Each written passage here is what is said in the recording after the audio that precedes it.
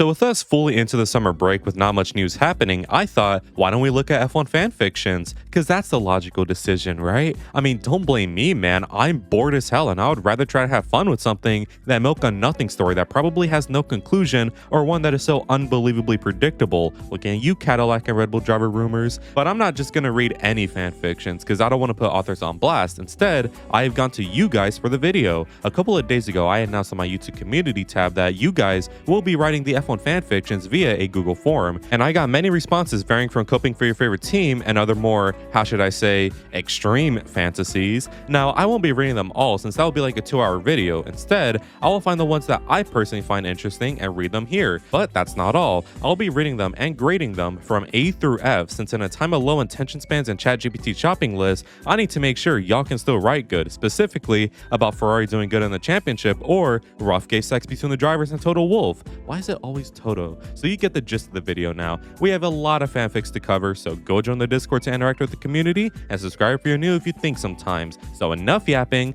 and let's get to quacking. A good weather for a race, but especially for a talk.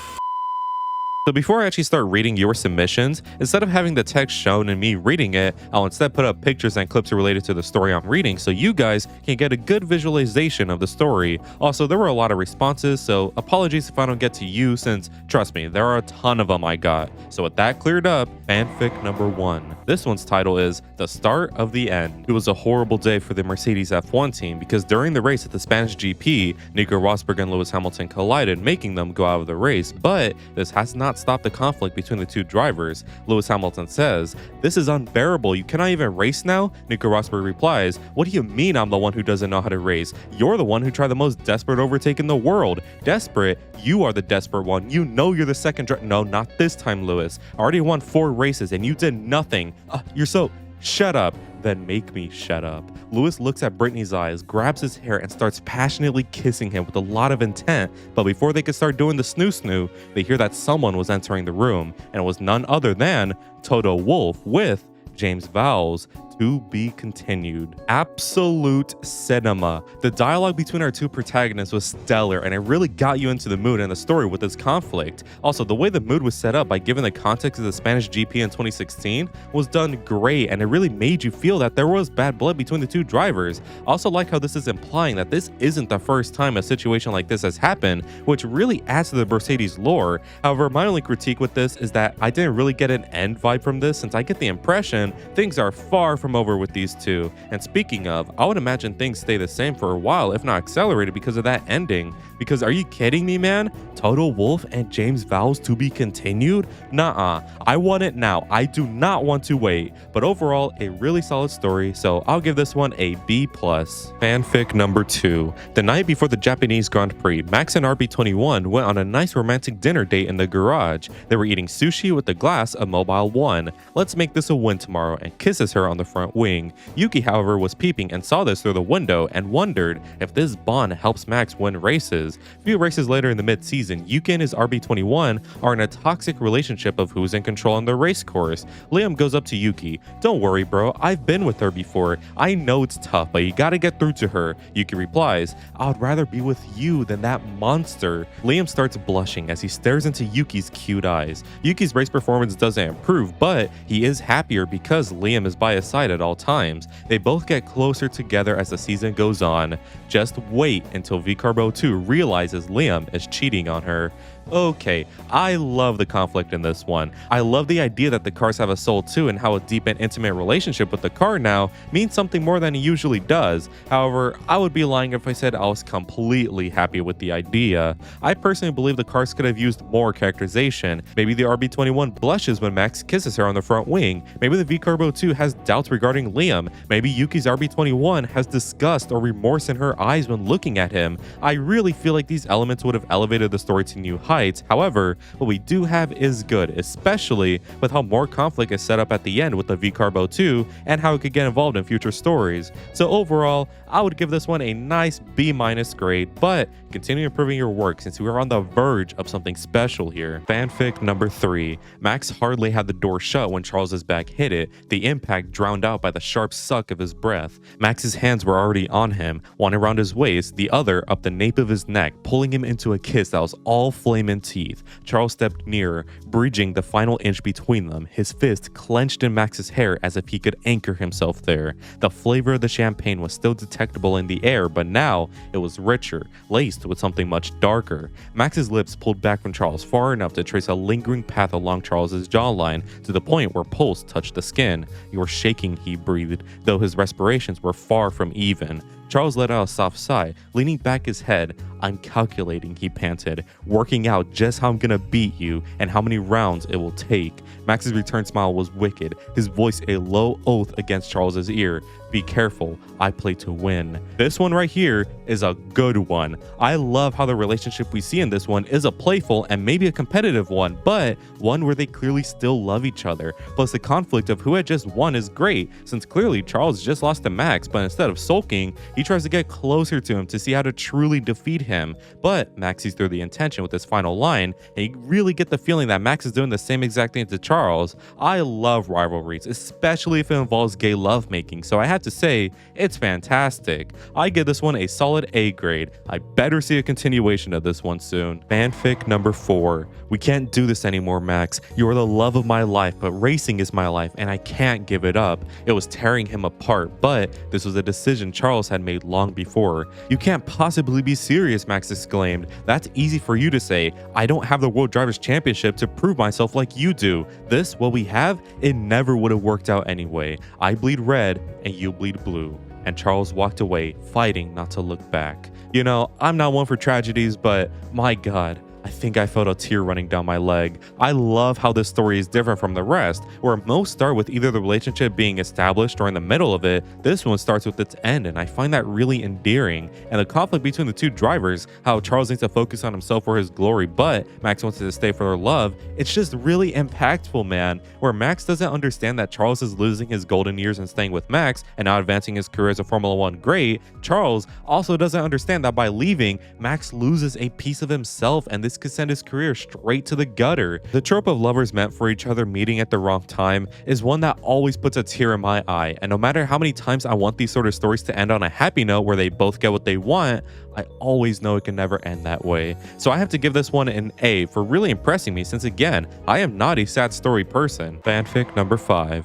Yuki had never thought pregnant would be a word that applied to him, but somehow life with Pierre had a way of being unpredictable. It started with Pierre teasing him about eating so many bowls of ramen during the off season, and ended with the two of them sitting together in their tiny Monaco apartment staring at an ultrasound photo in disbelief. Yuki wasn't scared. Pierre's hand was warm on his shoulder, his voice gentle as they promised they'd figure everything out together. Even through the shock, there was an odd sense of rightness to it, like this was just another wild twist in their shared journey. The weeks that followed were filled with laughter and small acts of care. Pierre learned to make Yuki's favorite comfort foods, and Yuki pretended not to notice when Pierre left encouraging notes tucked in his helmet bag before races. They'd sit on the balcony in the evenings talking about baby names and imagining tiny racing suits hanging in the closet. Yuki would rest his head against Pierre's shoulder, feeling both the weight and the wonder of what was ahead. For once, the race didn't matter. They were already a team, and they were about to become something even more. I really like how happy this story is. A lot of these stories have had conflict to them, and while it is enticing, sometimes we all need to wind down with a feel-good story. And I'll say it, I always liked Yuki and Pierre together. They are soulmates in a world being ever drained of its soul, and the fact that they were able to find each other through it all gives me hope in humanity that maybe not all is lost for us. And I especially love how appreciative they are for each other. It's very easy for them to lose themselves in the midst of the F1 season, but they never do. All their results are done in the name for each other so they can continue having what they have, which is, of course, true love. Pierre learned so many things for Yuki, and rightfully so, since my man is pregnant while also racing. That right there is true determination. We should all aspire to be like pregnant Yuki Tsunoda, since he is the best of us. However, I would be lying if I said I didn't wish there was a bit more conflict here. Maybe Pierre had a hard time adjusting his life for Yuki. Maybe Yuki felt like Pierre could be doing more, doing some things better. But it's not that bad of an issue. And like I said, sometimes we all need a little hope in our lives. And what better way to do that than reading a feel-good story like this one? So I give this one a solid B+, but it's like an 89.6. Fanfic number 6. Lionel smacks Oscar's ass as he walks by him in the interview. Oscar, "Oi, bloody hell, do that again." Then they went off and had mad gay sex in secret, based on true events. Now at first, I was disappointed in this since I felt like it was really rushed and lacked any sort of story arc, but you just had to put in that final thing. based on true events. This changes everything in ways I'm sure you didn't even imagine, because the answer was right in front of us the whole time. Looking at the interviews and other PR stuff they do, people suspect that the McLaren boys don't like each other anymore if ever, but what if that's because they dig in each other's butts at every given opportunity but try to keep it low? If they act like they can't stand each other, they'll make people think nothing of them other than awkward teammates, when in reality, they can't get enough of each other and want to be closer and closer until they are in each other's bodies. The implication of this one is simply stunning and something that should be applauded. However, there are issues with this, of course. For one, I'm pretty sure Oscar wouldn't be so Aussie publicly since he reserves that for his anger, so him saying what he said, I don't think that's realistic.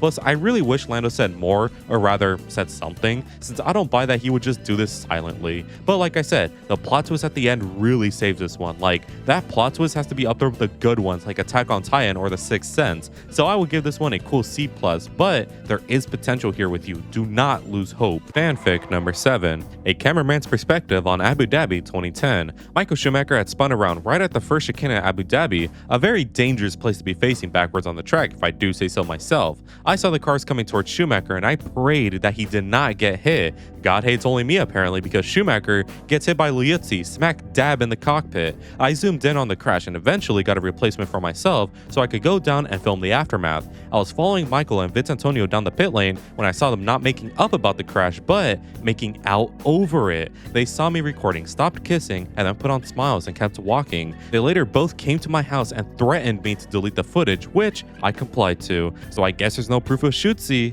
Right off the bat, love the perspective. Where all the stories have been through the lenses of the drivers or their staff, this one is from a bystander just doing their job, which is a nice change of pace. And also, using a real life incident that is well documented but not documented enough is another nice touch, just like with the Mercedes one. And I have to say, Michael Schumacher and Liuzzi, that's a new one. Anyways, the actual story itself is a banger. I love the build up to it and the eventual action that hits. However, I have to say, the end kind of lacks that extra element for me. I would have loved to see the cameraman being tense over the issue and truly feeling like things were not okay after seeing what he had seen. Maybe he would have been more scared to go home. Maybe he would have fearfully deleted the footage instead of seemingly complying immediately to do it. But what we do have is good, and again, the perspective change is kind of brilliant in my opinion, so this one gets a solid B grade. Great job. Fanfic number 8. After the Hungarian GP, Charles stormed into the Ferrari garage, still fuming from finishing 4th, while Lewis had only limped home in 12th.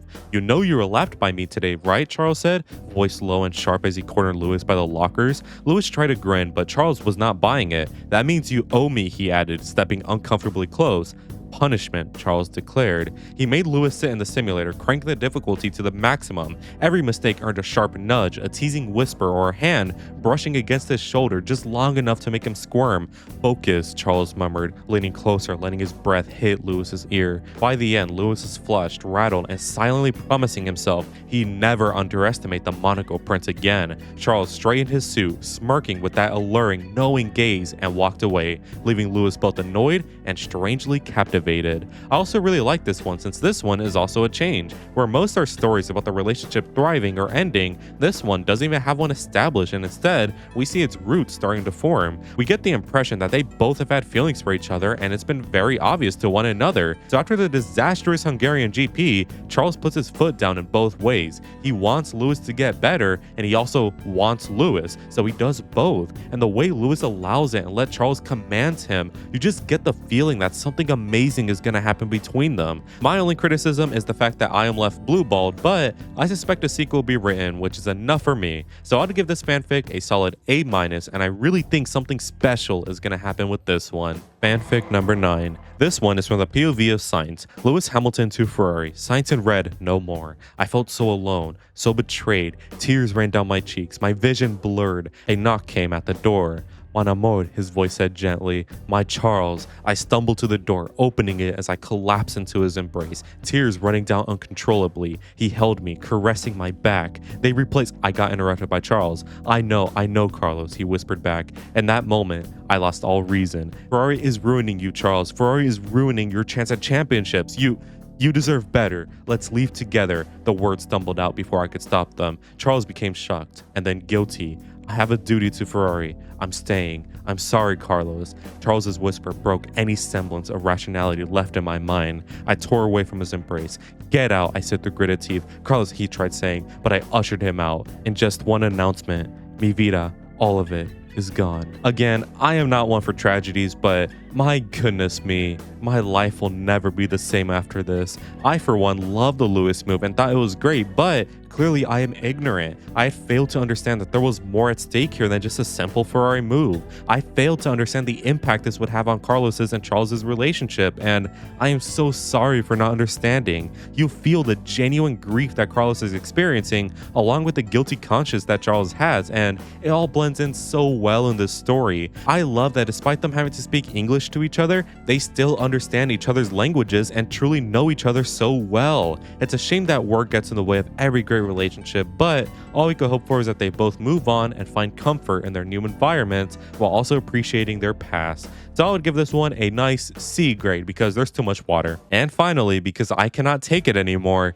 fanfic number 10, the last one. Sup, goat, want a scissor and stuff? Max excitedly said. In it, bruv, George replied. The end.